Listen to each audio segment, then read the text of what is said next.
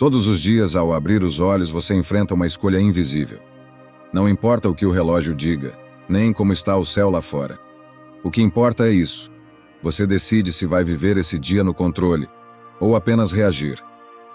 A maioria acorda e já está atrasada. Corre, se irrita, se distrai. Entrega sua mente ao celular, sua paz ao trânsito, sua energia ao que os outros querem.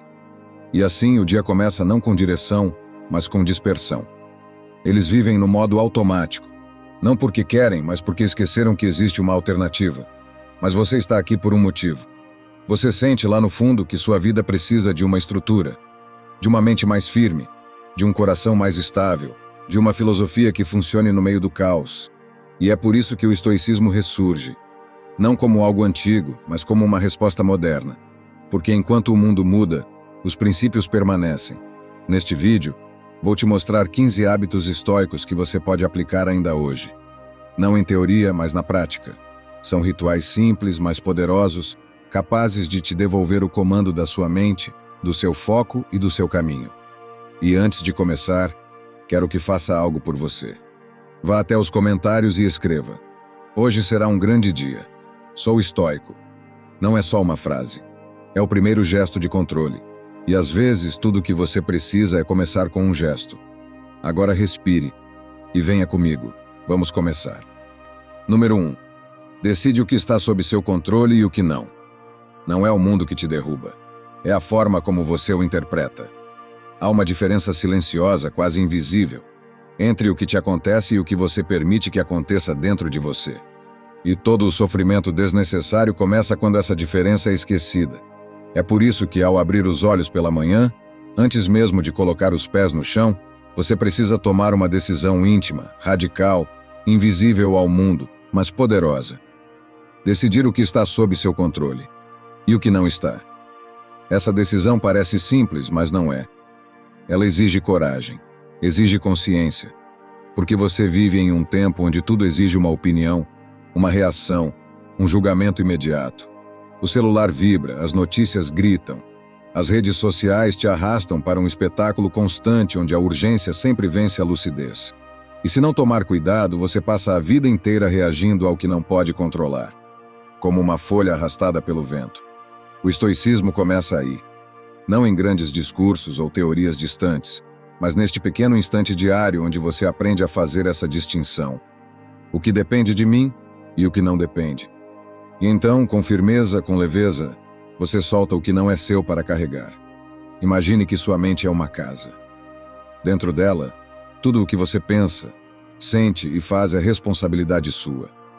Mas todos os dias pessoas batem à sua porta com sacos de lixo emocionais. A crítica do outro, o julgamento do mundo, o comportamento alheio, os erros dos outros, o caos da política, da economia, da vida. E se você abre a porta sem filtro, tudo isso entra, suja o chão, pesa o ar, ocupa espaço. A sua paz, antes silenciosa e clara, se torna confusão. Mas se você aprende a reconhecer o que não é seu, se você olha para o que está vindo de fora e diz: "Isso não me pertence", então você protege sua casa. Você não deixa o mundo jogar seu lixo no seu coração. Isso não significa ignorar a realidade, fingir que está tudo bem ou se isolar. Significa, acima de tudo, redirecionar sua energia. E essa talvez seja a maior lição estoica. Não desperdiçar o que é valioso em batalhas inúteis. Você pode escolher não se ofender. Pode escolher não revidar. Pode escolher o silêncio em vez do confronto. Pode escolher dar um passo atrás em vez de tentar dominar o que nunca foi seu. Isso é poder. É claro que você não controla o clima, nem o trânsito, nem os ruídos do mundo, nem o comportamento das pessoas ao seu redor. Nem o tempo que vai passar, inevitavelmente. Nem o passado que insiste em voltar. Mas você sempre controla o que vai fazer com tudo isso. A forma como escolhe sentir, pensar, reagir. Isso é sua responsabilidade. É onde o verdadeiro controle mora. Se você começar todos os dias com essa clareza, algo vai mudar lentamente e profundamente. Você começará a perceber que muito do que antes te afetava perde o peso, perde o poder. Porque o que te machucava não era o que o outro fazia, mas o que você esperava que ele fizesse. O que te irritava não era o atraso, mas sua ilusão de que tudo sairia como o planejado. O que te frustrava não era o erro, mas a expectativa de perfeição. Quando você aceita o que não pode controlar e se foca com rigor naquilo que depende de si, você se torna invencível por dentro.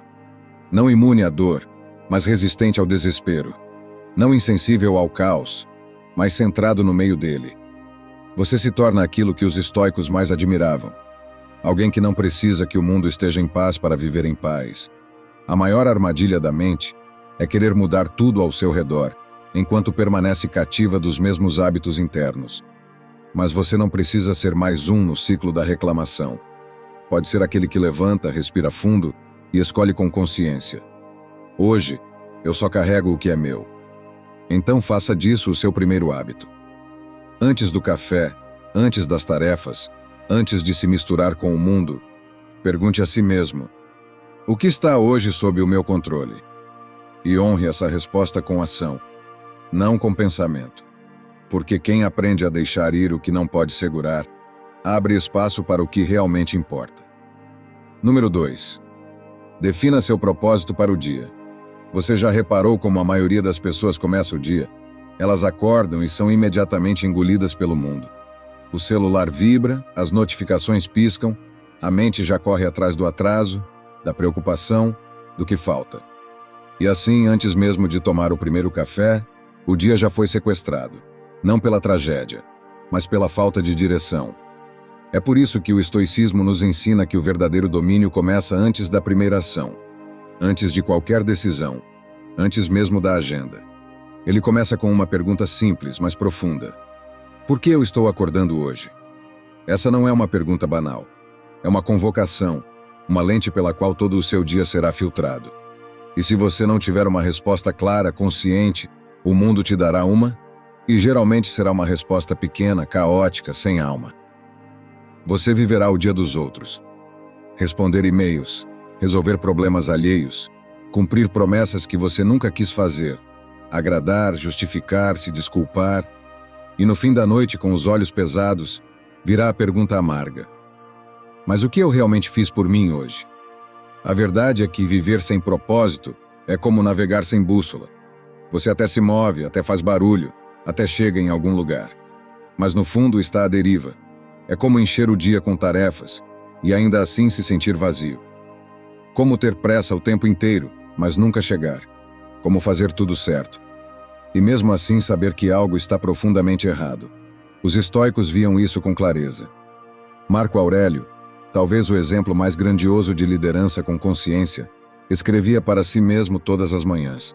Não porque fosse inseguro, mas porque entendia o risco de ser engolido pelo império, pela vaidade, pela distração. Ele sabia que, se não se lembrasse diariamente do que era essencial, acabaria escravizado pelo que era urgente. E é exatamente isso que acontece com quem não define o próprio propósito. E propósito, aqui, não é uma meta inalcançável, nem uma missão de vida imensa. É uma intenção clara. É um eixo. É acordar e decidir, com honestidade. Qual é a única coisa que, se eu fizer hoje, fará este dia valer a pena? Pode ser algo externo, uma tarefa importante, um compromisso com alguém, um projeto que exige coragem. Pode ser algo interno, cultivar paciência, exercitar gratidão, manter a presença mesmo em meio ao caos. O que importa é que essa decisão seja sua e que ela sirva de guia para o resto do dia. Porque sem isso você vira apenas um executor de demandas. Vive ocupado, mas não presente. Cumpre horários, mas não vive com intenção. É por isso que tanta gente sente que está sempre cansada. Não é o corpo que pesa, é a alma. É o peso de viver todos os dias como se fossem iguais. De nunca parar para perguntar: o que eu estou construindo com meu tempo? A vida sem propósito não apenas é vazia, ela é perigosa, porque te faz acreditar que basta sobreviver. Mas há uma forma mais nobre de existir. Uma forma em que cada decisão é um degrau, cada gesto é um símbolo, cada dia é um solo fértil para o que você deseja cultivar. Quando você começa a praticar esse hábito diariamente, algo profundo se transforma. Você deixa de ser refém do acaso e passa a agir como autor da sua própria vida. Mesmo quando não consegue realizar tudo, você sente que avançou. Porque o avanço não está no número de tarefas concluídas, mas na fidelidade ao seu eixo. O tempo, então, deixa de ser um inimigo que escapa. Ele se torna um aliado. Você para de correr atrás do relógio e começa a caminhar lado a lado com ele em direção a algo que faz sentido. Por isso, ao acordar amanhã, antes de pegar o celular, antes de vestir qualquer papel social, faça um pacto silencioso. Hoje minha energia vai para o que importa. Escolha seu propósito e então haja de acordo com ele. Porque a maior diferença entre um dia perdido e um dia vivido está na clareza da sua intenção. E quando você vive com propósito, até o silêncio se torna eloquente, até o descanso tem sentido. Até a dor encontra um lugar de aprendizado. O estoicismo te convida a isso, não a fazer mais, mas a viver com mais verdade. E isso começa todos os dias com uma única pergunta: por que eu estou acordando hoje? Número 3. Comece com desconforto voluntário. Vivemos na era da conveniência. Um clique resolve, um botão entrega, um gesto ativa. A vida moderna parece desenhada para evitar qualquer forma de desconforto. E o preço disso? Mentes frágeis, vontades frágeis, pessoas que desmoronam diante do menor contratempo. Os estoicos, por outro lado, sabiam de uma verdade que poucos hoje conseguem aceitar.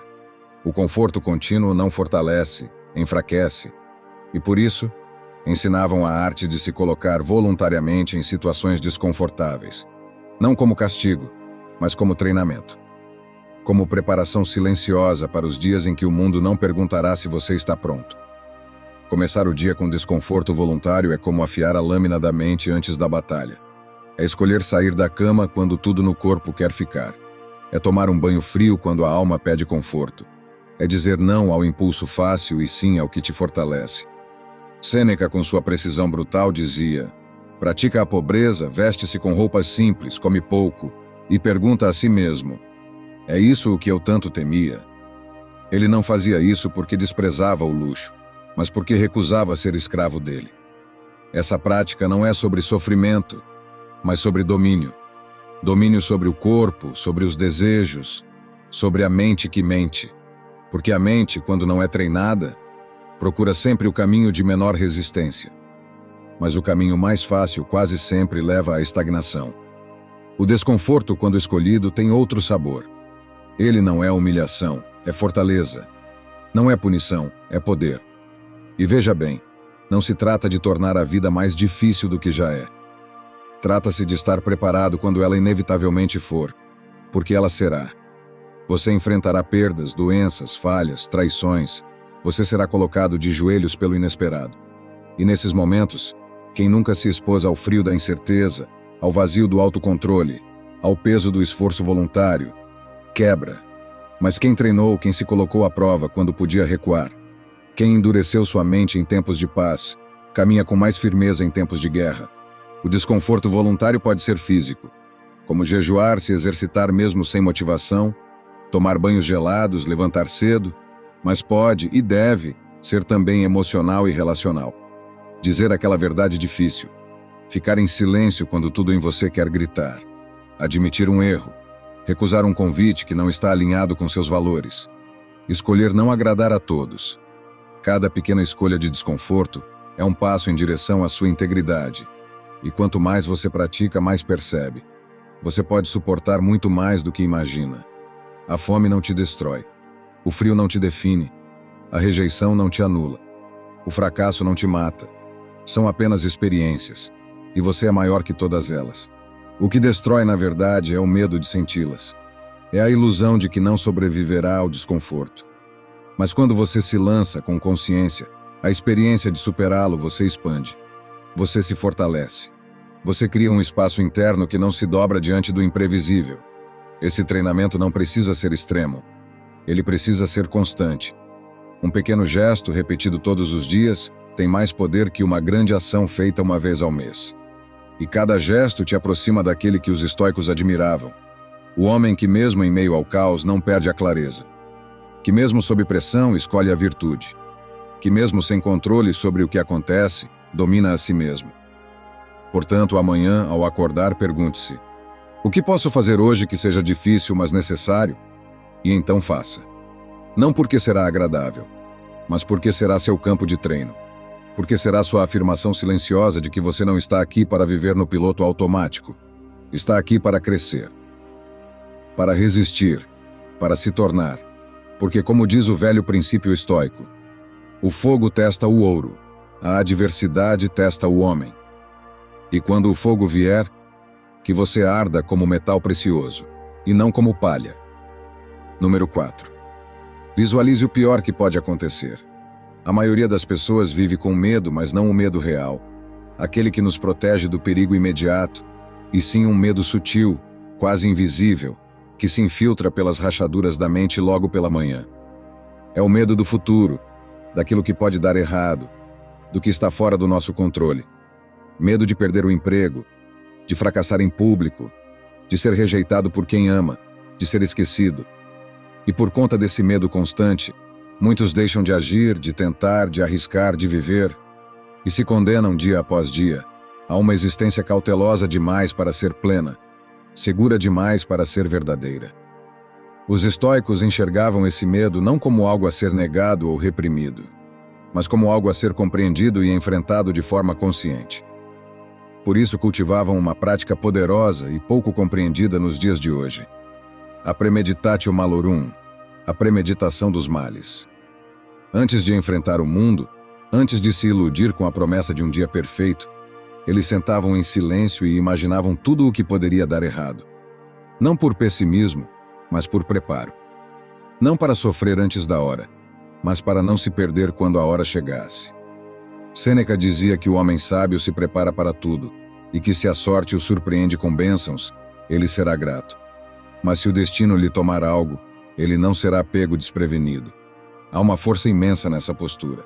Imagine começar o dia não esperando milagres, mas pronto para perdas, não contando com que tudo dê certo, mas fortalecido para quando der errado. Isso não é desistência da esperança, é a construção da resiliência. A premeditatio malorum é como o treinamento silencioso de um guerreiro antes da batalha. Ele não espera que o inimigo venha com flores. Não se ilude com otimismo cego. Ele visualiza o campo de combate, sente o peso da armadura, imagina a dor do corte, o baque da queda, e mesmo assim se levanta, afia sua espada e segue adiante. Porque ele sabe que o medo não é vencido fugindo dele, mas olhando-o de frente, caminhando ao seu lado e dizendo: se acontecer, eu estarei pronto. E é exatamente isso que essa prática propõe. Todos os dias, antes que o mundo te atinja com seus imprevistos, antes que a vida te teste com suas provas, você se senta em silêncio e imagina: e se hoje eu for criticado? E se aquele plano der errado? E se eu receber uma má notícia? E então, sem desespero, você contempla o cenário e pergunta a si mesmo: como eu escolheria reagir? Com desespero ou com firmeza? Com vitimismo ou com clareza? Esse hábito muda tudo. Ele te transforma de alguém à mercê dos acontecimentos em alguém que está espiritualmente preparado. Porque o que nos destrói não é a dor em si, mas a surpresa diante dela, a sensação de que isso não podia acontecer comigo, a ingenuidade que espera só dias bons, só aplausos, só certezas. A verdade é que você pode perder, pode ser deixado, pode falhar, pode sofrer. E ao aceitar isso de forma consciente, algo muda profundamente. Você não se torna frio, mas firme. Não se torna cínico, mas desperto. Porque agora você caminha com os 2 pés no chão, sabendo que tudo é passageiro, inclusive o que você mais teme. Inclusive você mesmo. A vida é imprevisível, e fugir disso só aumenta a fragilidade interior. Por isso, os estoicos escolhiam enfrentar o caos antes que ele chegasse. Treinavam o espírito para suportar o incerto, o injusto, o inevitável. E quando o sofrimento batia a porta, eles não eram arrancados do chão, porque já haviam estado ali naquele terreno escuro, sozinhos, conscientes, preparados. Visualizar o pior não é atrair tragédias, como alguns temem, é dissolver o terror que essas tragédias têm sobre você. É retirar das sombras o monstro e enxergá-lo sob a luz do pensamento racional. É se perguntar com coragem e serenidade: se eu perder tudo, o que ainda restará em mim? E descobrir para sua surpresa que o essencial continua. Portanto, antes de sair de casa, antes de vestir seu papel social, antes de apertar o ritmo, faça esse exercício. Imagine as perdas, os imprevistos, as falhas, e depois, visualize sua melhor resposta. Isso te trará uma calma difícil de explicar, mas impossível de ignorar. Porque quem se prepara para o pior, vive com mais liberdade, E quem aceita a dor como parte da estrada, caminha mais leve. Número 5. Reflita sobre sua mortalidade. A maioria das pessoas vive como se fosse eterna, como se cada dia estivesse garantido, como se sempre houvesse tempo depois. Tempo para amar mais, para corrigir erros, para começar aquele projeto adiado, para pedir desculpas, para dizer o que sente. E é exatamente essa ilusão, a de que o tempo é infinito, que faz com que tantas vidas terminem cheias de arrependimentos.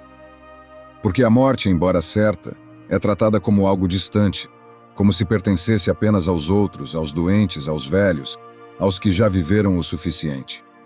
Mas os estoicos não pensavam assim. Para eles, a morte não era um tabu, mas uma mestra. Não era um susto, mas uma lembrança constante do que importa. Por isso praticavam o que chamavam de memento mori. Lembre-se de que você vai morrer. E longe de ser um pensamento mórbido, essa lembrança era uma força que os mantinha despertos, presentes, íntegros diante da vida. Marco Aurélio dizia com crueza: "Você vai morrer", e ainda assim continua adiando o que importa. Essa frase tão direta nos expõe, nos confronta, porque todos nós adiamos. Todos nós caímos na armadilha de viver como se tivéssemos 1000 vidas. Mas não temos. Temos essa. E talvez nem ela inteira. Talvez não vejamos o próximo amanhecer. Talvez esse café, essa conversa, esse gesto, sejam os últimos. E isso, quando aceito com honestidade, transforma tudo. Porque quem contempla a morte aprende a valorizar a vida. Não a vida ruidosa, cheia de excessos, mas a vida real, silenciosa, profunda. A vida que está no olhar do outro, na presença com um amigo, na coragem de ser sincero, na leveza de perdoar, na decisão de agir apesar do medo. A vida que está no agora, e que só pode ser vivida de verdade por quem reconhece sua fragilidade. Memento mori é o hábito de acordar e lembrar. Você não é intocável. Não é imortal. Seu tempo aqui é limitado. E por isso precioso. É olhar para o relógio não com ansiedade, mas com reverência. É entender que cada minuto gasto em fúria, em ego, em distração, é um minuto que não volta. É viver com urgência. Não aquela urgência ansiosa que corre por correr, mas a urgência serena de quem sabe que cada escolha importa. Que cada palavra pode ser a última. Que cada instante tem peso de eternidade. A sociedade moderna te ensinou a evitar esse tema, a se distrair, a manter-se ocupado demais para pensar. Mas o estoicismo convida ao oposto, olhar a finitude nos olhos, não para sofrer por antecedência, mas para acordar. Porque é somente quando aceitamos que vamos morrer, que começamos a viver de verdade, quando deixamos de contar os dias e passamos a fazer com que cada dia conte. Essa reflexão não exige rituais complexos. Basta honestidade. Basta parar por um instante e se perguntar: se hoje fosse o último dia da minha vida, eu viveria como estou vivendo agora? Se a resposta for não, então algo precisa mudar. E essa mudança começa com pequenas ações. Um pedido de desculpas que você vem adiando, uma conversa que precisa acontecer, um gesto de afeto que você sente, mas não expressa. Começa com a coragem de abandonar o que é superficial, para se dedicar ao que é essencial. Porque no fim, não serão os dias que tivemos que contarão, mas o quanto de vida colocamos dentro deles. Não será o que acumulamos, mas o que deixamos. Não será o quanto vivemos, mas o como. E a morte, paradoxalmente, é a lembrança mais poderosa disso. Ela nos iguala, nos desperta, nos purifica, nos mostra que o que vale é o agora. O que você faz com esse agora. O que escolhe sentir, dizer, construir, amar, antes que seja tarde. Por isso, todos os dias, ao se levantar, pratique o memento mori. Lembre-se, você vai morrer. E isso não é uma sentença. É uma libertação. É o que te dá permissão para viver com verdade, com presença, com urgência. Não há garantias de que você verá outro pôr do sol. Mas há uma escolha que está sempre nas suas mãos. O que fazer com o dia de hoje? Número 6. Não reaja de imediato a nada. Vivemos em um mundo que nos empurra para o imediato. Tudo exige resposta rápida, decisão rápida, opinião rápida. As mensagens chegam com notificações urgentes, as redes sociais nos desafiam a reagir em segundos, Os conflitos surgem sem aviso e antes mesmo que possamos entender o que sentimos, já dissemos, já fizemos, já ferimos. É como se a vida tivesse virado um campo de estímulos constantes, e nós, marionetes emocionais puxadas por cada corda invisível do momento. Mas os estoicos enxergavam nisso um grande perigo. Para eles, a verdadeira força não está em reagir mais rápido, mas em pausar antes de agir. Epicteto, com sua sabedoria seca e certeira, dizia: você não pode controlar os eventos que te acontecem, mas pode controlar sua resposta a eles. E é exatamente nesse espaço, entre o que te atinge e o que você escolhe fazer, que está a sua liberdade mais profunda. Quantas vezes você já disse algo no calor do momento e se arrependeu logo depois? Quantas vezes explodiu por impulso, respondeu com raiva, julgou sem saber, acusou sem escutar? E quantas vezes percebeu, depois de alguns minutos, que tudo aquilo não era tão grande quanto parecia? Que a emoção era passageira, mas o estrago foi duradouro? É por isso que o sexto hábito estoico é o da pausa. Uma pausa simples, mas poderosa. Um instante de silêncio entre o estímulo e a reação. Não para reprimir o que sente, mas para escolher como vai agir com consciência. Porque o problema nunca foi sentir. O problema é ser escravo do que se sente. Quando você pratica a pausa, quando respira antes de responder, quando observa a emoção sem agir de imediato, você assume o controle. Você diz à sua mente: eu vi o que você sentiu, mas quem decide sou eu. E essa decisão é o que separa o sábio do impulsivo, o forte do frágil, o senhor de si mesmo do refém do instante. O autocontrole no estoicismo não é frieza, nem indiferença. É maturidade emocional. É entender que o que te irrita, o que te magoa, o que te tira do eixo, não precisa te dominar. Que você pode sentir o calor do ódio e ainda assim escolher a lucidez. Que pode ser atravessado pela tristeza e ainda assim escolher o silêncio. Que pode ouvir uma crítica, uma provocação, uma injustiça e ainda assim responder com firmeza e dignidade. É fácil reagir com raiva. É fácil gritar. É fácil devolver ofensa com ofensa. Mas isso não é força. Isso é automatismo. Força é pausar. É conter o impulso. É olhar para dentro e perguntar: essa reação me aproxima de quem quero ser. Porque o verdadeiro poder é interno. Ele se revela quando você não cede ao caos externo. Quando mesmo pressionado, mesmo desrespeitado, mesmo injustiçado, você escolhe agir com clareza. E essa escolha só é possível se houver espaço. Um espaço mínimo, quase imperceptível, entre o que chega até você e o que você faz com isso. Imagine essa pausa como uma ponte. De um lado está o que te acontece. Do outro está o que você escolhe construir a partir disso. E no meio, entre os dois lados, está o silêncio. O silêncio da observação. O silêncio do discernimento. O silêncio do espera. Esse é o espaço sagrado onde a liberdade vive. Quando você desenvolve esse hábito, sua vida muda. As brigas diminuem. Os arrependimentos também. As palavras saem mais suaves. Os relacionamentos se tornam mais sólidos. E o respeito por si mesmo cresce, porque você percebe que não é mais refém do que sente, mas líder de quem escolhe ser. Você não precisa reagir a tudo. Não precisa ter uma resposta pronta. Não precisa devolver o ataque, nem responder ao julgamento, nem provar nada. Às vezes, o silêncio é a resposta mais alta. Às vezes, a respiração é o melhor escudo. Às vezes, não fazer nada é o ato mais sábio. O estoicismo te convida a essa elegância. A viver com calma num mundo de pressa. A agir com profundidade num mundo de ruídos. A escolher com consciência onde sua energia será investida. E isso começa todos os dias, nos pequenos momentos em que algo te fere, te inquieta, te provoca. E você escolhe parar, sentir e depois agir.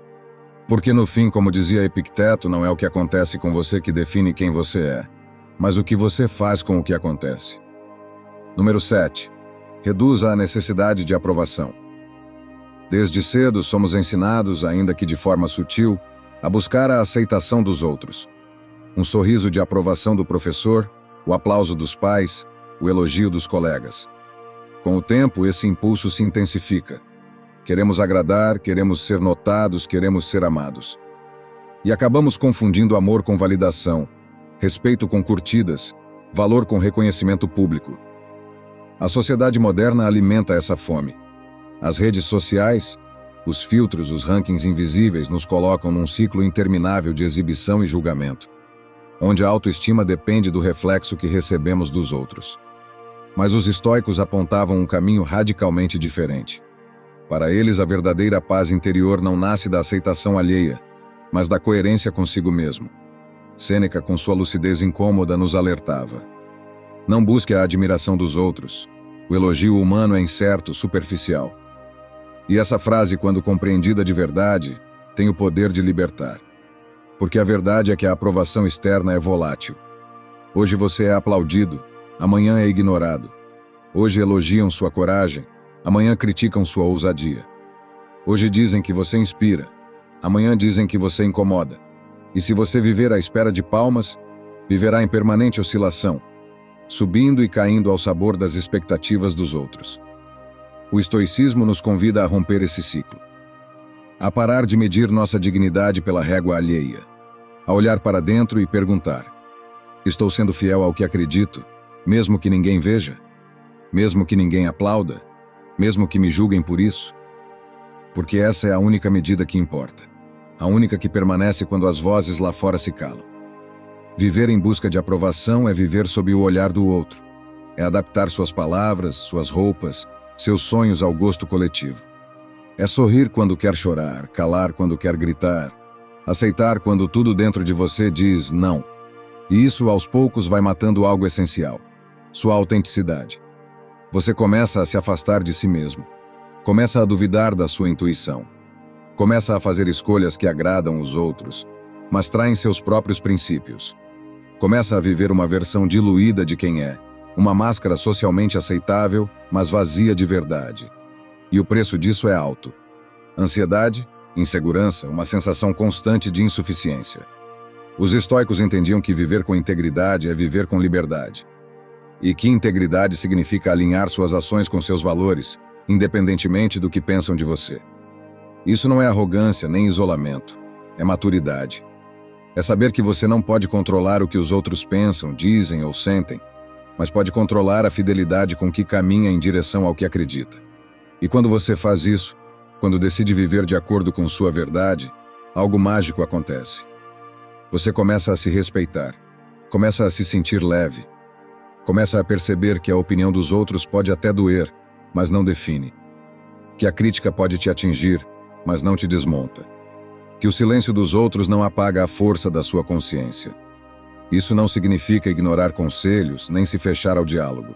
Significa saber ouvir sem se curvar, saber pesar sem se perder, saber acolher sem se abandonar. Significa tomar decisões que podem desagradar, mas que te mantêm inteiro. Significa, em última instância, escolher a si mesmo. Reduzir a necessidade de aprovação é uma revolução silenciosa. É aprender a caminhar sem aplausos, a criar sem esperar curtidas, a ser gentil mesmo quando não te agradecem, a dizer não mesmo quando esperam que você diga sim. E, principalmente, é saber que sua paz não está no reflexo do olhar dos outros, mas na firmeza com que você sustenta o seu próprio. Porque viver para agradar é uma prisão invisível, mas viver com integridade é liberdade pura. E quem aprende a viver assim descobre algo raro, que a verdadeira aprovação, aquela que vale, não vem de fora. Ela vem do silêncio da sua consciência quando você deita a cabeça no travesseiro e sabe que hoje foi fiel a quem é. Número 8. Escreva em um diário estoico. Existe algo profundamente transformador no simples ato de escrever. Não falo de escrever para impressionar, nem de textos bonitos para os outros lerem, mas da escrita crua, íntima, silenciosa, aquela que é feita só para si mesmo, como quem conversa com a própria alma. Para os estoicos, esse hábito não era um luxo, mas uma necessidade. Porque assim como o corpo precisa de exercícios para se manter forte, a mente também precisa de disciplina, ordem, vigilância. E o diário era o campo onde essa disciplina se cultivava dia após dia, letra por letra. Marco Aurélio, o imperador que governava o império mais poderoso do mundo, encontrava tempo todos os dias para escrever. Não porque desejasse fama póstuma, mas porque sabia que o caos lá fora só poderia ser enfrentado com clareza aqui dentro. Suas meditações não foram escritas para os outros, mas para si mesmo. Eram lembranças, ajustes, cobranças e consolos. Um espelho de sua própria consciência, onde ele podia se ver com verdade. Dizia para si o que precisava ouvir. Confessava dúvidas, reafirmava princípios, treinava a alma para suportar os altos e baixos da vida. Esse hábito é, acima de tudo, um exercício de domínio próprio.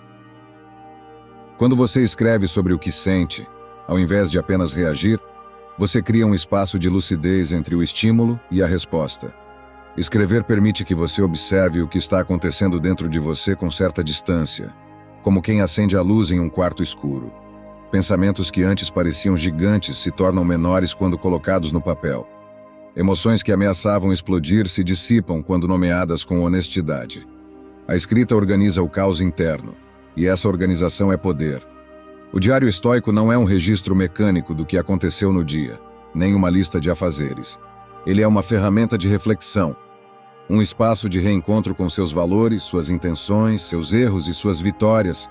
Ele te obriga a olhar para si mesmo com coragem, a se perguntar: o que eu fiz hoje que foi digno de quem quero me tornar?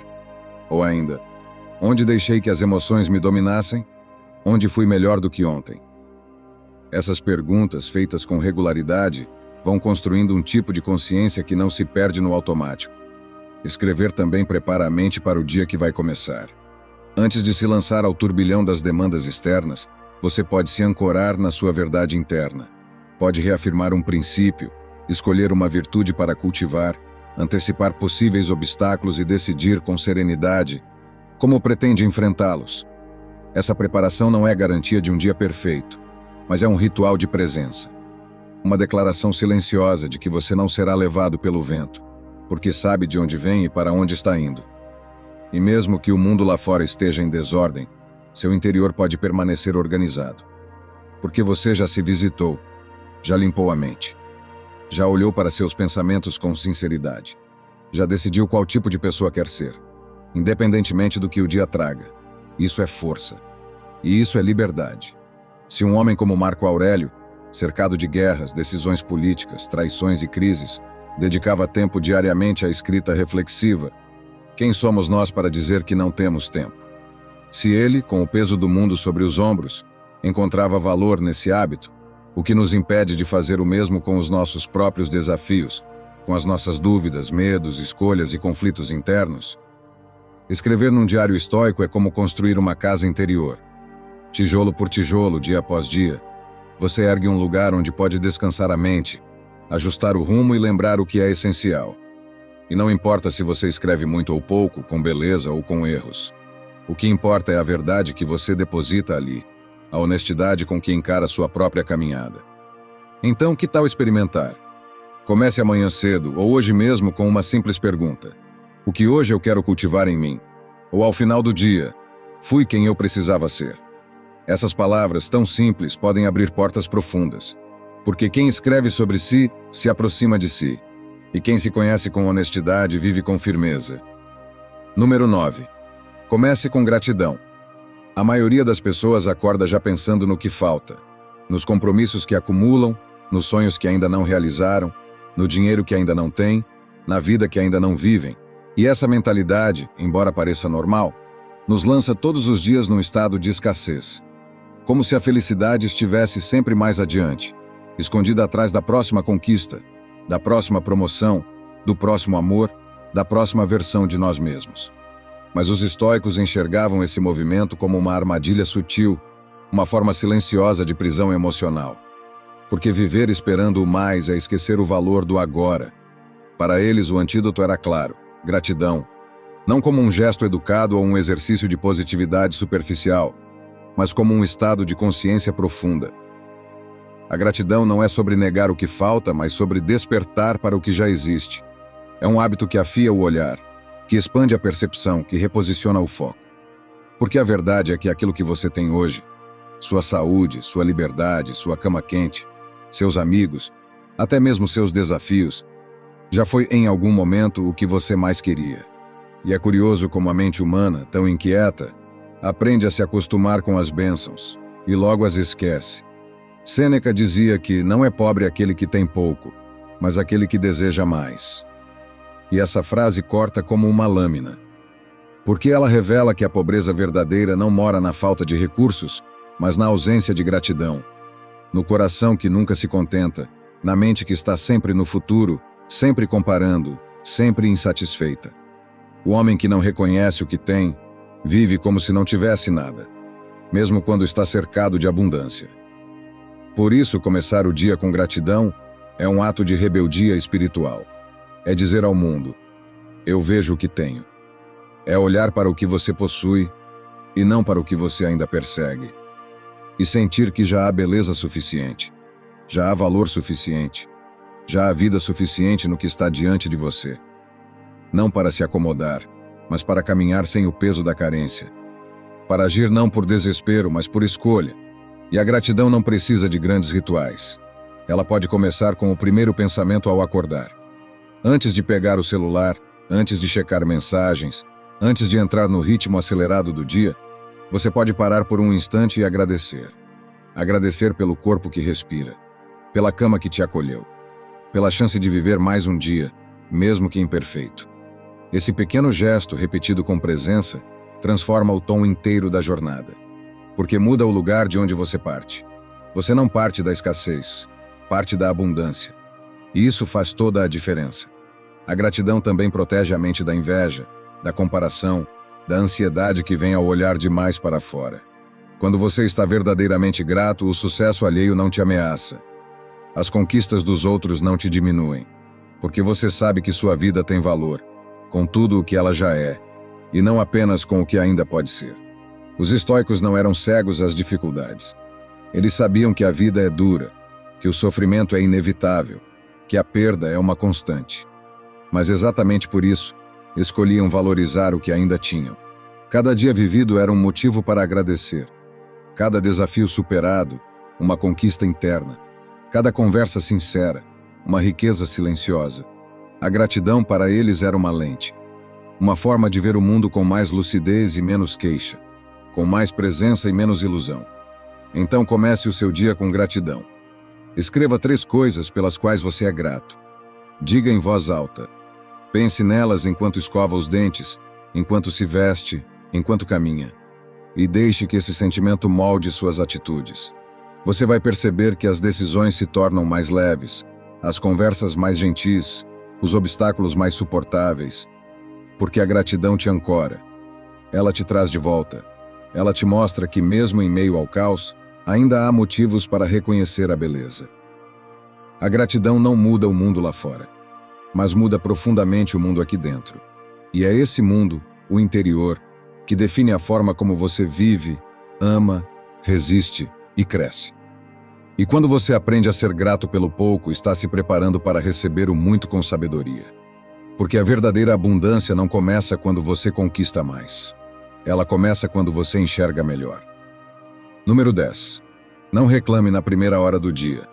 O modo como você começa o seu dia é o solo onde o resto da jornada vai crescer. E o que você planta ali, nas primeiras palavras, nos primeiros pensamentos, nas primeiras emoções, determinará se esse dia será um terreno fértil para a lucidez ou um campo minado pela insatisfação. A maioria das pessoas acorda e, quase sem perceber, já reclama. Do despertador, do cansaço, do clima, do trânsito, da agenda cheia. A primeira respiração consciente do dia já carrega uma carga de negatividade que se espalha, silenciosa e persistente, por todas as horas seguintes.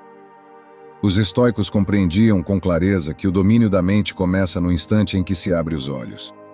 Marco Aurélio, em suas meditações, registrava que ao acordar já se preparava para encontrar ingratidão, egoísmo, agressividade, e que mesmo assim deveria manter a calma, a razão e a virtude. Ele sabia que o mundo é imperfeito, e que esperar que tudo esteja sob controle é o caminho mais curto para a frustração. Por isso, escolher a primeira atitude do dia era, para ele, um ato de poder. Não reclamar era mais do que uma regra, era uma filosofia de resistência. Quando você reclama logo ao despertar, sua mente entra em modo de escassez. Tudo passa a parecer difícil, pesado, injusto. Você se convence ainda em jejum de que o dia será uma sequência de obstáculos. E o mais perigoso, começa a olhar para tudo como um problema. O café demora? Reclama. O e-mail chega? Reclama. Alguém discorda? Reclama. A vida se torna uma sucessão de pequenas batalhas contra tudo que não se encaixa na sua expectativa. E nessa postura você se torna vítima. Não porque o mundo te oprime, mas porque você entregou o controle à queixa.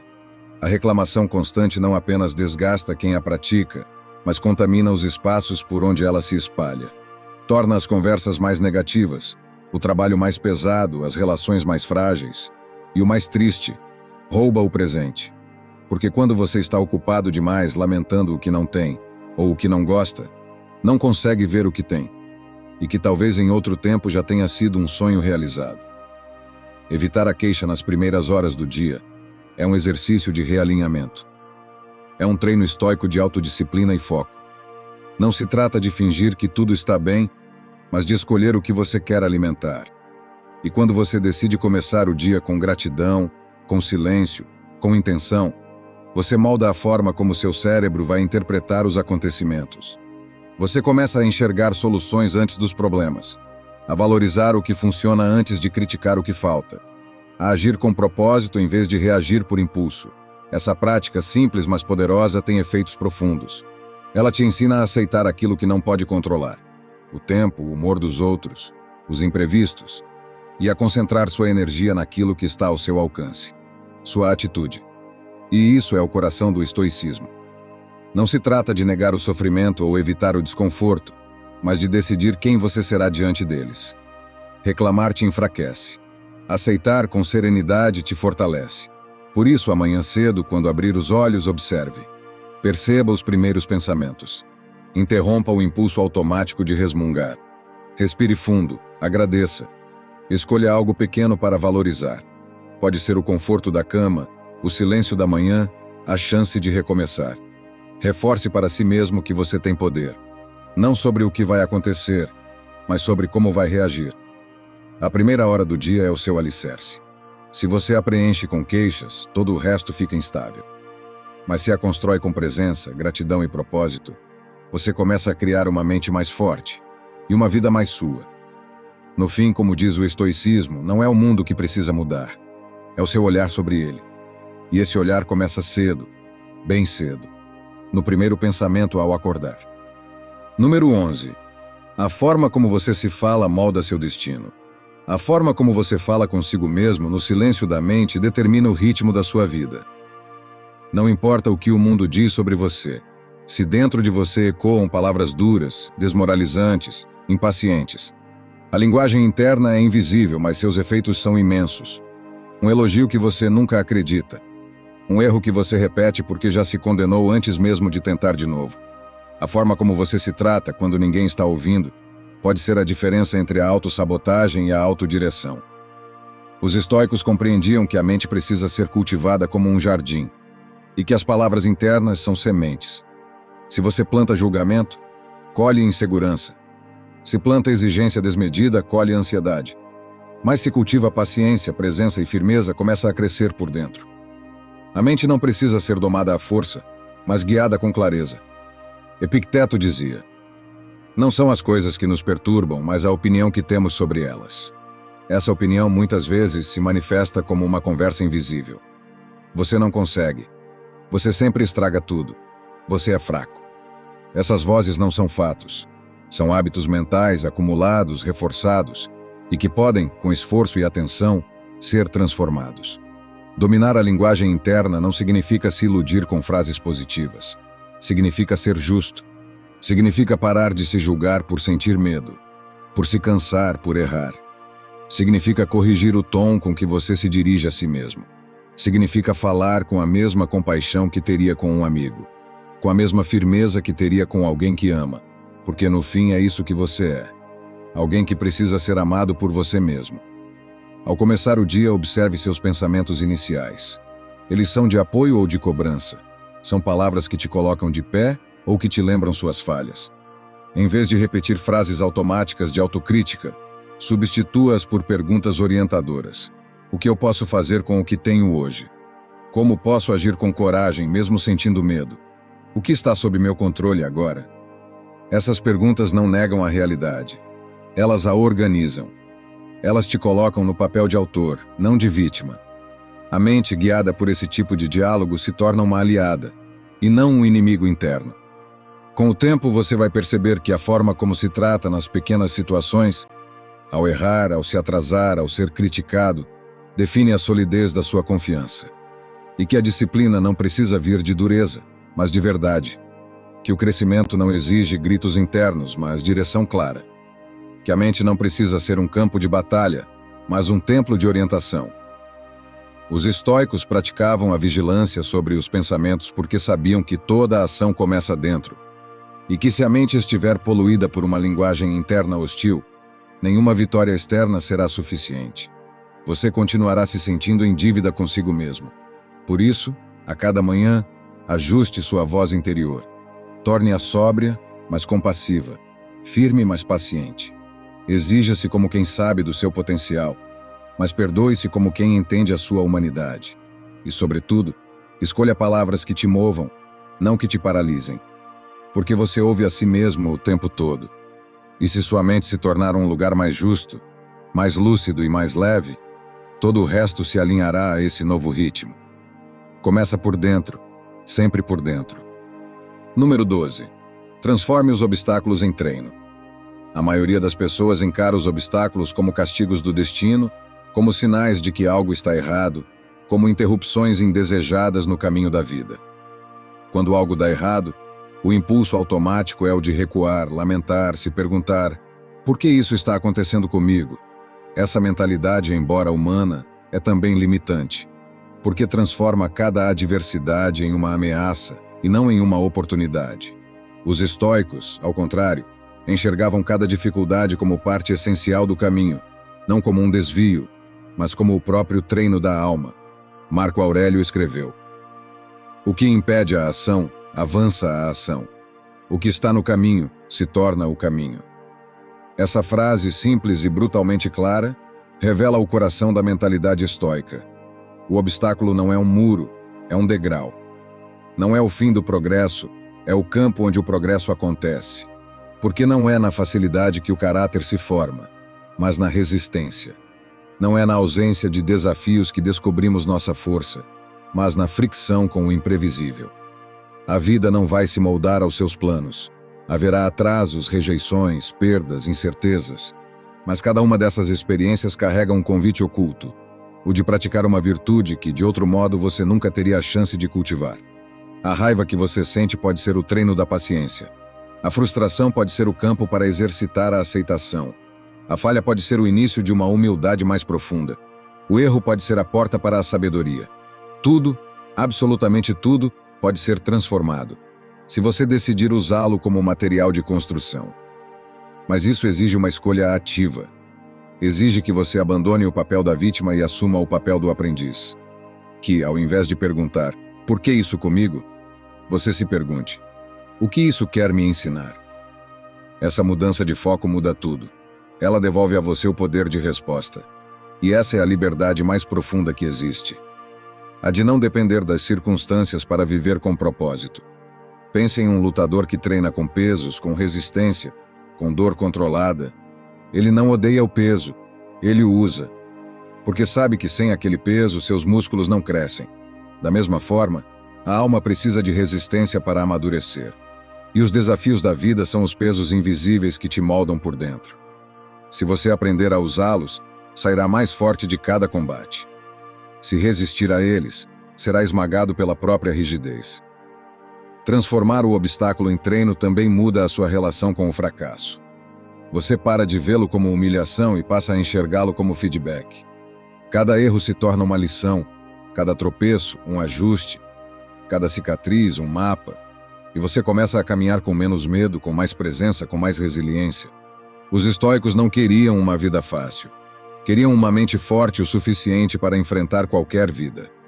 Por isso, ao se depararem com um problema, não se perguntavam se era justo ou conveniente. Perguntavam apenas, qual virtude posso praticar aqui? E assim, mesmo em meio ao caos, mantinham a clareza. Mesmo diante da dor, mantinham o propósito. Esse é o convite da lição de hoje. Não espere a vida se tornar perfeita para crescer. Use o que ela te dá agora. Cada obstáculo é um mestre disfarçado. Cada frustração, uma lição pronta para ser revelada. Cabe a você decidir o que fazer com isso. Porque no fim, como ensinavam os estoicos, não é o caminho que te molda. É como você caminha mesmo quando ele se fecha. Número 13. Pratique o silêncio como força. Há um tipo de força que não se impõe pela voz, nem se mede pelo volume. Uma força que não precisa ser ouvida para ser sentida. É a força silenciosa de quem aprendeu a conter o impulso, a resistir ao desejo de reagir, a falar apenas quando a palavra carrega mais peso que o silêncio. Em um mundo onde todos querem ser ouvidos, os estoicos escolhiam ouvir. Em uma sociedade que valoriza a velocidade das respostas, eles valorizavam a profundidade da escuta, porque sabiam que muitas vezes a verdadeira sabedoria não está em dizer o que pensa, mas em saber o que vale a pena ser dito. O silêncio, para os estoicos, não era ausência de ação. Era uma escolha consciente. Era um ato de domínio próprio. Era o espaço onde a mente respira antes de agir, onde a emoção se acalma antes de explodir, onde a consciência encontra tempo para discernir. Epicteto, talvez o mais sóbrio entre eles, lembrava que temos 2 ouvidos e apenas uma boca por uma razão. Porque ouvir é 2 vezes mais importante do que falar. E ouvir, de verdade, é algo que poucos realmente praticam. Hoje, vivemos cercados por ruídos. Não apenas sons, mas ruídos mentais, emocionais, digitais. Opinamos sobre tudo, mesmo quando não temos nada a dizer. Reagimos a tudo, como se cada provocação fosse pessoal. E nesse hábito de responder automaticamente, perdemos o controle sobre nós mesmos. Damos poder ao externo.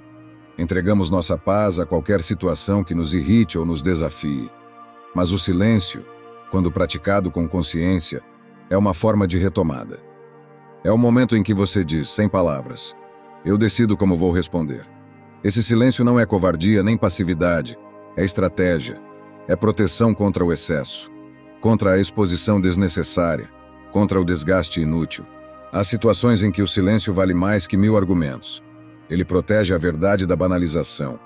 Ele protege a intenção da distorção. Ele guarda o sagrado dentro de si. Mas o silêncio também tem outra dimensão, a interior. E esse talvez seja o mais difícil de cultivar.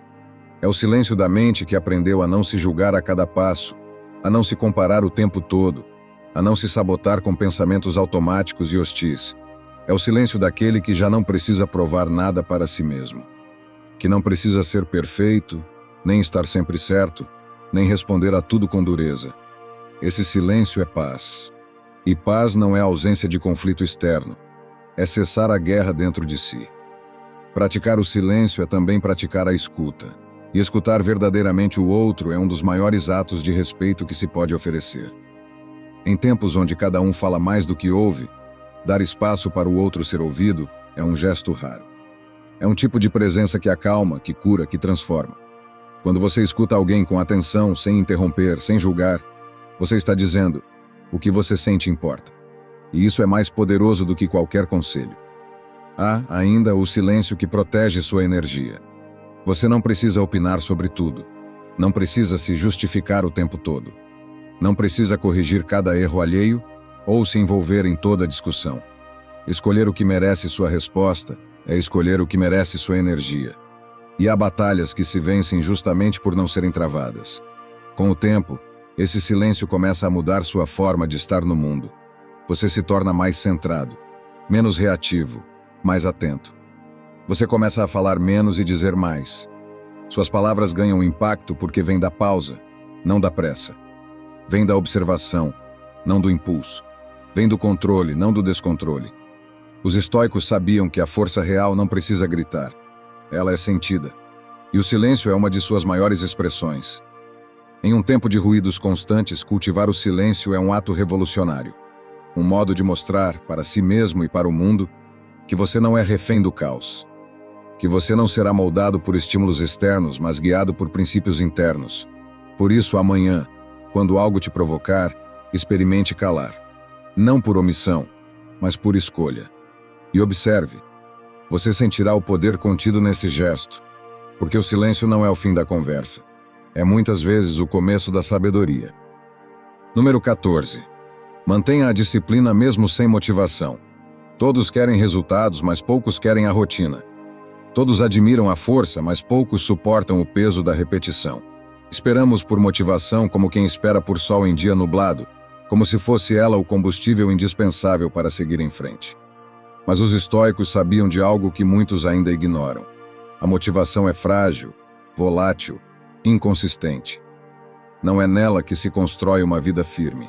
É na disciplina, aquela escolha consciente de fazer o que deve ser feito, mesmo quando não se sente vontade alguma. O erro comum é acreditar que a grandeza vem de momentos grandiosos, de explosões de inspiração, de dias de energia transbordante.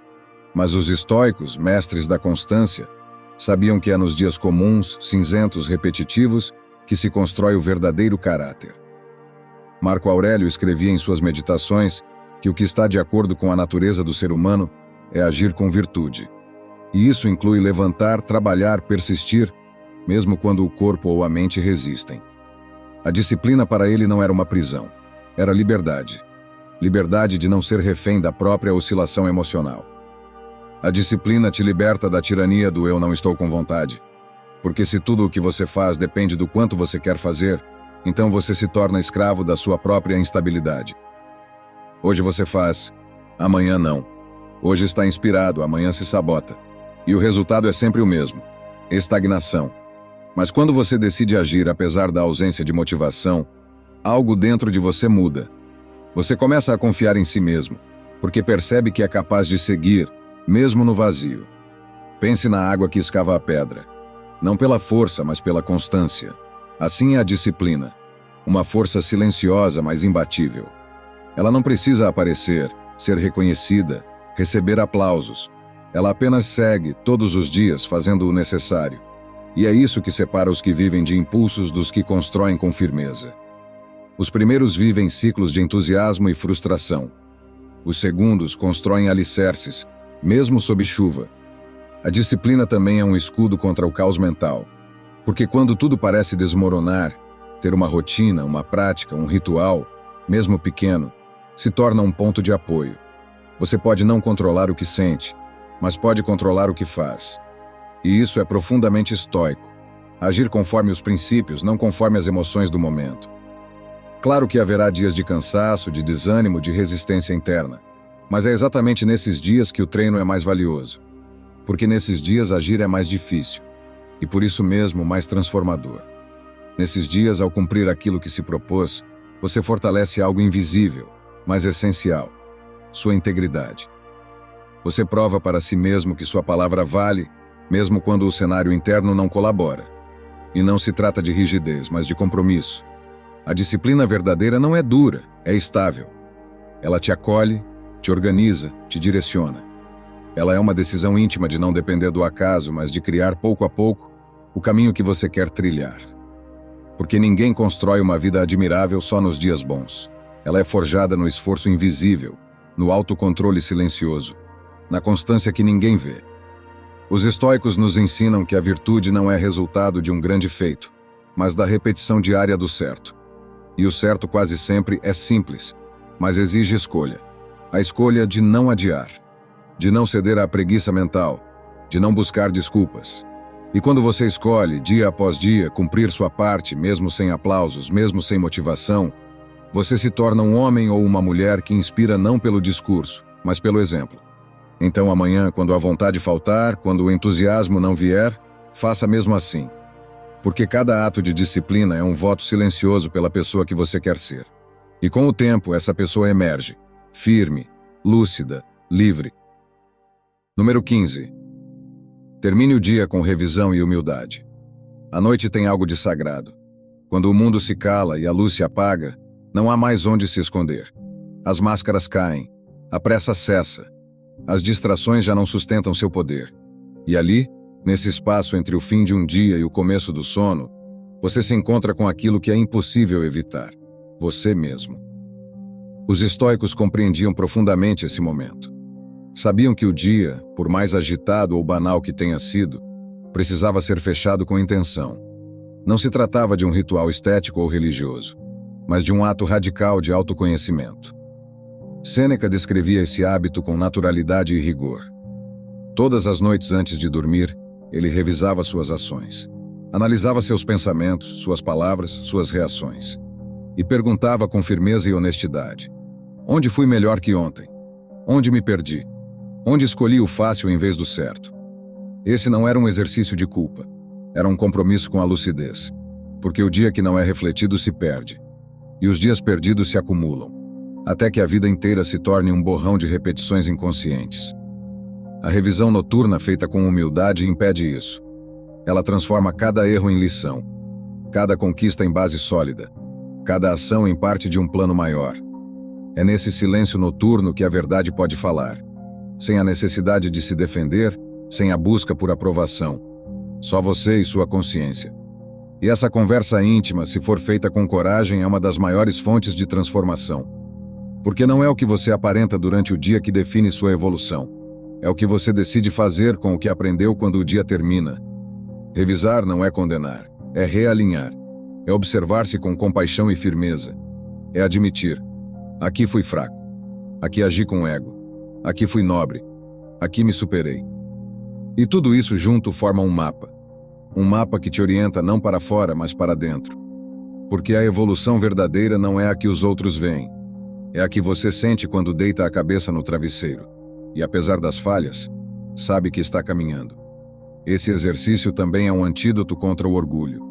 Porque até nos dias bons há algo a melhorar. E nos dias ruins há algo a aprender. A humildade de reconhecer isso é o que te torna inquebrável. Não porque nunca erra, mas porque nunca para de ajustar o caminho. Essa é a alma do estoicismo, não se iludir com o sucesso nem se afundar no fracasso. Apenas seguir com consciência. A revisão noturna é também uma forma de perdão, porque o rigor sem amor vira tirania. Ao olhar para seus erros, você aprende, mas também se acolhe. Você entende que está em processo, que crescer dói, mas vale, que errar é humano. Mas repetir sem refletir é o verdadeiro desperdício. Pense nesse momento como uma espécie de conversa com o seu eu futuro. A cada noite você entrega a ele um terreno mais limpo, mais claro, mais fértil.